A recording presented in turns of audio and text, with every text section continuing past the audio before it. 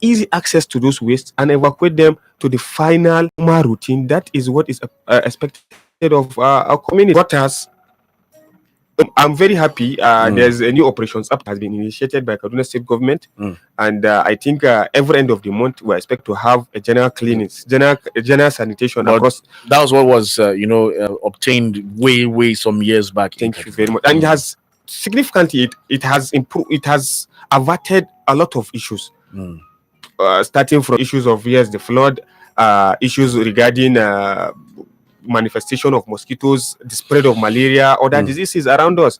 And yes, I want to call on the people. Please, it is not the responsibility of the government to come and begin to clear your gutters for you. Exactly. It is your responsibility. Do you expect gutter? And let me call on people that don't even have gutters. You see somebody building multi-million structure as his home, and at the end of the day, you find out that there is no way, no water passages, nothing.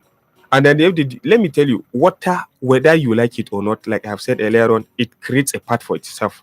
And what happens afterwards is erosion. I have seen that in Zaria, whereby there was no water passage, and at the end of the day, come and see the heavy gully erosion that has had transpired there. It is terrible. It is terrible. So please, structurally, they have provided the gutters and waterways. It is left for you to clean them, evacuate those wastes to the waste points, and it is the responsibility of the government to now evacuate from those waste points down to the final waste collection point. Thank you. Okay. Now, before we go on a break now, looking at communities that frequently experience flooding. Now, what type or types of structural improvements would you recommend? Thank you very much. Structurally, we go back. Waterways are very, very significant. Our gutters, so many communities that we have gone for intervention, you find out that the major issue, the major challenge is that there's poor drainage system. A very poor drainage system. You find out that a community is on a lowland. You can imagine, is on a lowland. Topography really matters. The geography really, really affects us as a community. Let me give an example with Naria. You find out that someone complained to me that at a point in time, you find out that even under his tile in his parlor, you begin to see some kind of moisture, water trying to find its way. And I said, if you look at the topography, if you look at the geography around that particular area, it is a lowland. Coming down from one particular point, the other point also, all are lowlands. You understand? So you are caught in the middle. If you don't have an effective drainage system, my brother, one day you wake up. I told him, I said, my brother, one day you wake up, you find yourself swimming. So it is not only yes, the government has a responsibility. It has a major role to play.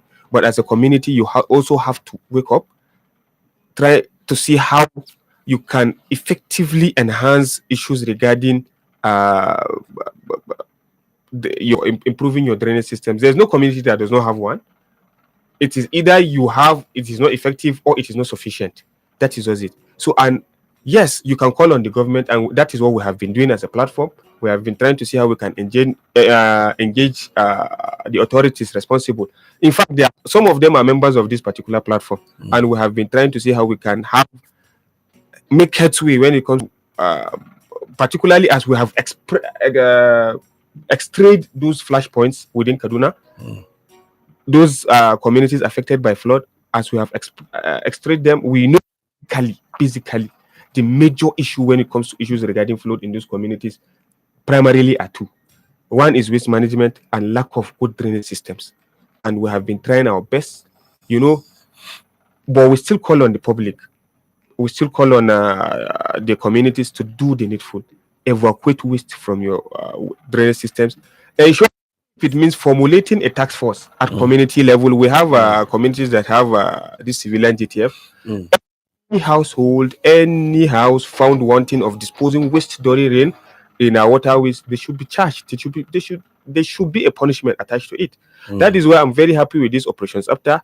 And KEPA has also been trying their possible best, trying to see how they have a mobile court. I don't know whether it is still functioning, but I am hopeful that it is still functioning because, in a true Nigerian setup, you need to use the carrot and the stick method to make sure that everyone does what is expected of him. So I want to call on them, please do not wait. One is do not build on waterways. Secondly is ensure that even if no matter how little your drainages are, by effectively managing them, clearing them at the appropriate time, shy from disposing waste during rainfall on those particular drainage systems, I believe we are fine. Thank you. All right, so you're listening to the program Flood Echoes on Invicta 98.9 FM. Now we're talking about structural mitigation. And my guest this afternoon is ISAH ABUBAKAR SADEEQ. He's a member, Disaster Management Platform, the CDMP, Kaduna State. We'll just take a little breather. When we come back, the program continues. Idan aka yi ruwan sama kamar da bakin ƙwarya, ana iya samun ambaliya a ko'ina, amma kuna iya gujewa hakan idan kuka kasance a shirye. Ku sa ido a sama, ku saurari labarai, an samar da bayanai akan aukuwan ambaliyan ruwa. Kar ku yi watsi da alamun da kuka gani. Ku shiri wa iyalanku akan lokaci. Ku guje wa shiga cikin ruwan ambaliya domin ba ku san me ke cikinta ba. Kar ku tsaya jira ko jinkiri. Masu rai ne za su more rayuwa a gobe. Idan ambaliya ta faru, a hanzarta barin wurin, ku bi umarnin da hukumomin gwamnati za su bayar. Ku yi tanadin abinci, ku kasance cikin shiri, ku tserewa ambaliya. Tsirarku ita ce farko, ku kare kanku. Ku tserewa ambaliya, ku kasance cikin shiri, ku yi tanadi domin aukuwar ambaliya. Wannan sako ne daga Christian Aid Nigeria, Legal Awareness for Nigerian Women, UNICEF tare da ECHO.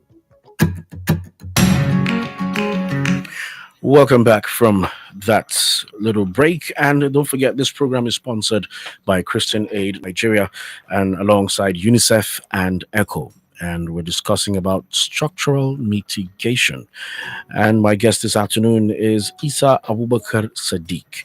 And we're talking about how we can build good structures. And he made emphasis. Lots of people build houses on waterways, and some build houses not even thinking of creating a channel where water would definitely pass because they feel that, well, the rains cannot enter my house since this is in a place where water cannot come. But, well, you can never tell, just like the jingles will say. You can never tell what's coming for you and what's hiding under the water. And we find lots of people also just throwing refuse anyhow, blocking drainage channels, some building, all of that. Well, but God forbid, that's not what we're praying for, because we know that flooding often occurs when rainwater has no proper channels to flow.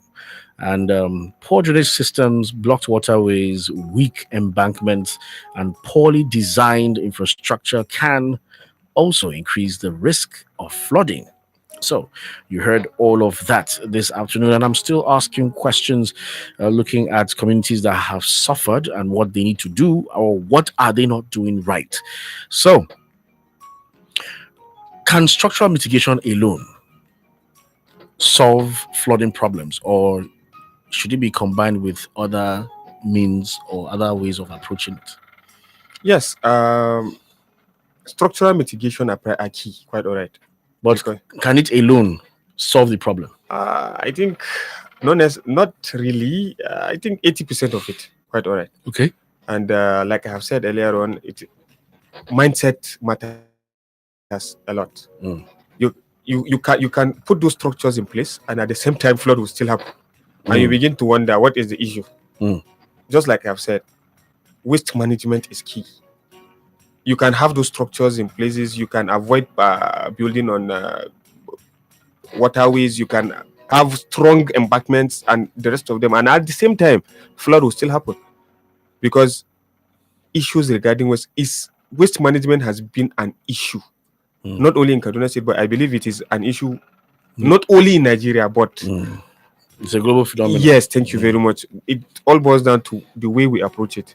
And in Kaduna, we have been, even though, yes, not up to 50%, I will give it 40%, because as it is now, just like you said, you go to Sabon Tasha, you find out that there are wastes placed along, what is it called?